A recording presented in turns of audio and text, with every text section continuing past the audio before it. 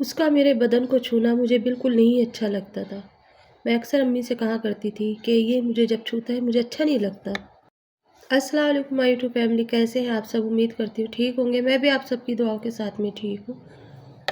अक्सर लड़का लड़कियाँ है ना अपने माँ बाप से खुल के कुछ नहीं कह पाती। लड़कियाँ तो वाकई में कुछ कह ही नहीं पाती, लड़के तो फिर भी बता देते हैं। लेकिन लड़कियों को शुरू से ही ऐसी शर्म रहती है कि वो माँ माँ से खुल के ये नहीं कह पाती कि कोई मुझे कहीं टच कर रहा था। स्कूल है या ट्यूशन है या कोई घर में आने वाला अपना रिश्तेदार है, बस वो शर्मा के रह जाती हैं और डरने लगती है और वही डर उसकी ज़िंदगी का एक खौफनाक मंज़र बन जाता है। कुछ इस तरह से ही मेरे साथ भी था।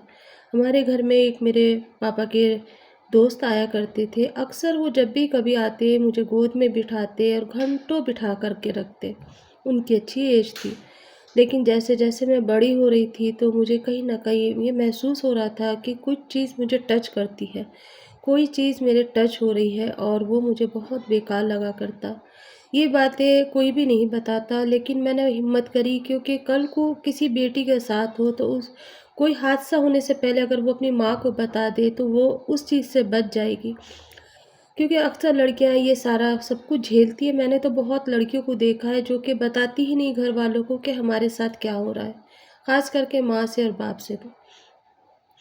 फिर जैसे-जैसे मेरी उम्र बड़ी हो रही थी, अब तो उनके हाथ भी चलने लगे थे। वो कभी भी आते और मुझे गोद में बिठाते और गले में लगाते और कभी-कभी मेरे गाल की पप्पी भी लेते।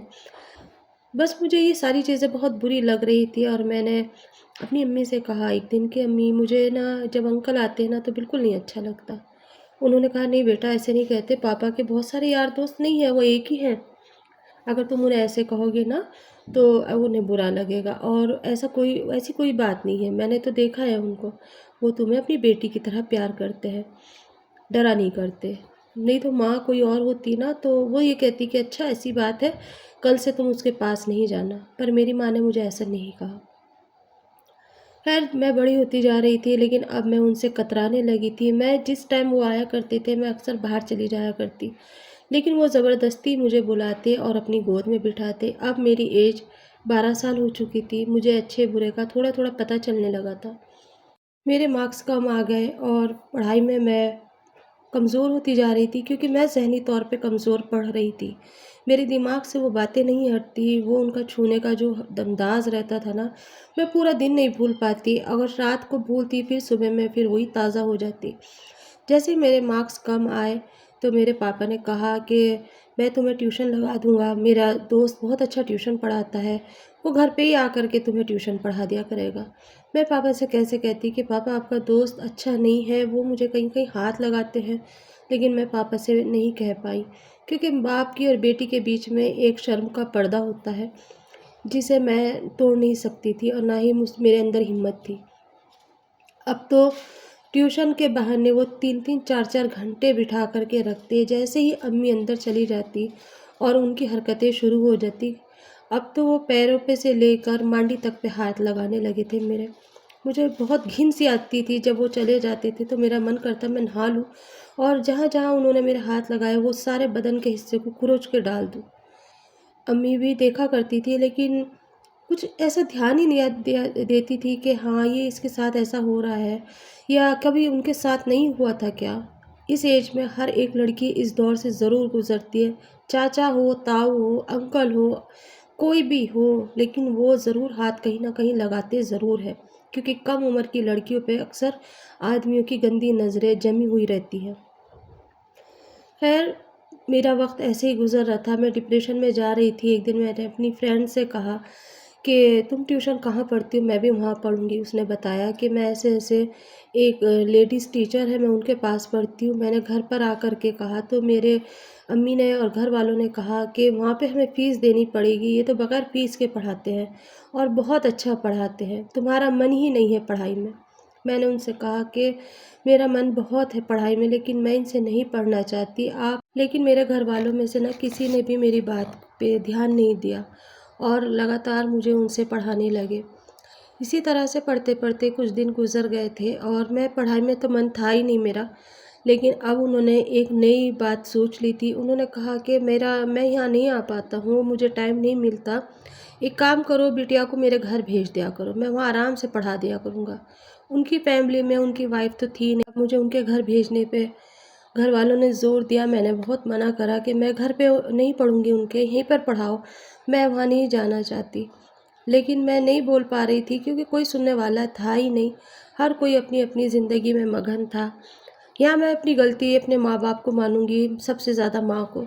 अगर मेरी माँ उस दिन मेरी बात को सुन लेती ना, तो मैं इस वक्त से ना गुज़रती।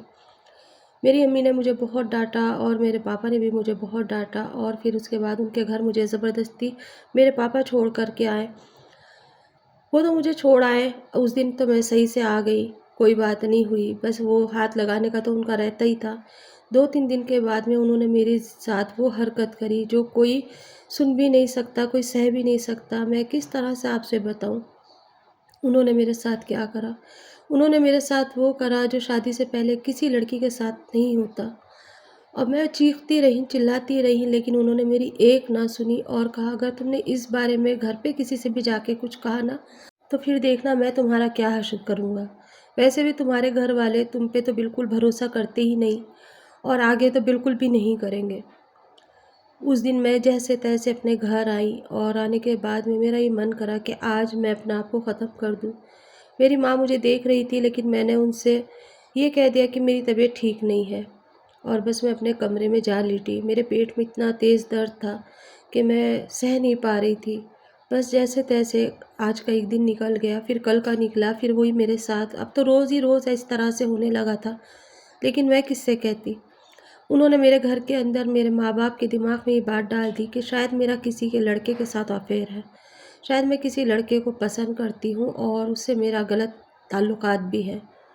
इस बात पे से तो पापा ने उस दिन मुझे बहुत बात सुनाई, बहुत डाँटा, बहुत बोला। मैं रो-रो के कहती रही कि ऐसी कोई बात नहीं है, लेकिन वो कहने लगे कि नहीं, अंकल ने तुम्हें तो खुद अपनी आँख से देखा है। स्कूल के बाहर तुम किसी लड़के के साथ घूम रही थी।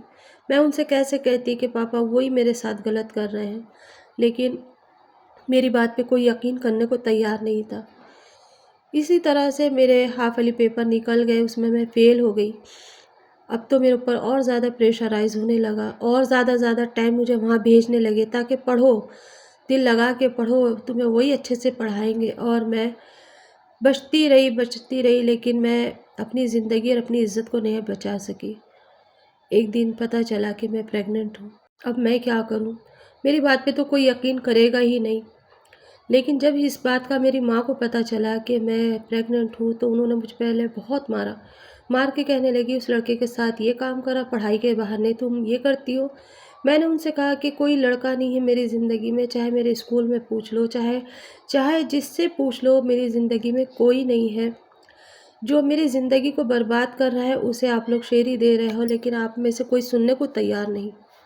लेकिन मेरी माँ को किसी को भी यकीन नहीं था। लेकिन उस दिन मैंने जब खुल के सबको बताया और कहा कि शुरू से ही मैं आपसे ये कहती चली आ रही हूँ, उस टाइम पे मेरे पापा भी खड़े थे। मैंने पापा के भी सामने शर्म नहीं करी उस दिन। मैंने उस दिन कहा कि मैंने कहा आपसे कि मेरे साथ ऐसा कुछ हो रहा है, लेकिन आपने क्या कहा कि नहीं, वो अंकल है, वो कहीं ऐसा कुछ नहीं करते, और तुम झूठ बोल रही हो। हमेशा आप लोगों ने मेरी साइड नहीं ली और उनकी ही साइड ली। मैं हमेशा से आपसे ये कहती चली आ रही हूँ कि मेरे साथ कुछ गलत हो रहा है, लेकिन आप माँ हो, एक औरत हो, आप मुझे नहीं समझ पाई। अगर आपको यकीन नहीं है तो आप उनको बुला के लेकर आओ अंकल को, और मैं बता दूँगी, उनके मुँह पे आपके सामने कहूँगी कि उन्होंने मेरे साथ ये गंदी-गंदी हरकतें करी हैं, और ये सब कुछ उन्होंने ही करा है मेरे साथ। मेरे पापा तो सर पकड़ के बैठ गए और अम्मी भी चुप हो गई। जब उनको बुलाया गया तो उन्होंने साफ कह दिया कि मेरे ऊपर ये झूठा इल्ज़ाम लगा रही है, इसका एक बॉयफ्रेंड है जिसके साथ ये घूमती है, और ये सब कुछ उसी का ही करा धरा है। ये तुम्हारे और मेरे बीच में तफ़रक़े डाल रही है, और इस तरह से ना घर वालों को उसने फिर इसी तरह से गुमराह करने की कोशिश की। पर उस दिन पता नहीं क्यों मेरे अंदर एक इतनी हिम्मत आ गई, इतना हौसला था। मैंने एक मुँह पे उनके ज़ोरदार थप्पड़ मारा और कहा कि फला टाइम आपने मेरे साथ ये बदतमीज़ियाँ करी हैं, और आप कहते थे कि अगर तुमने घर वालों को बता दिया ना, तो मैं तुम्हारे घर वालों को देखो फिर क्या करता हूँ। और आप ही ने मुझे ये कहा था कि मैं तुम्हें बदनाम कर दूँगा, और आपने कर भी दिया मुझे बदनाम। मेरी ज़िंदगी तो बर्बाद हो गई है, लेकिन ऊपर वाला आपको भी कभी खुश नहीं रखेगा। बाप समान हो आप, और आपने मेरी ज़िंदगी बर्बाद कर दी। अब तो कुछ भी नहीं हो सकता था, क्योंकि उनकी एज 50 साल थी और मेरी एज 15 साल।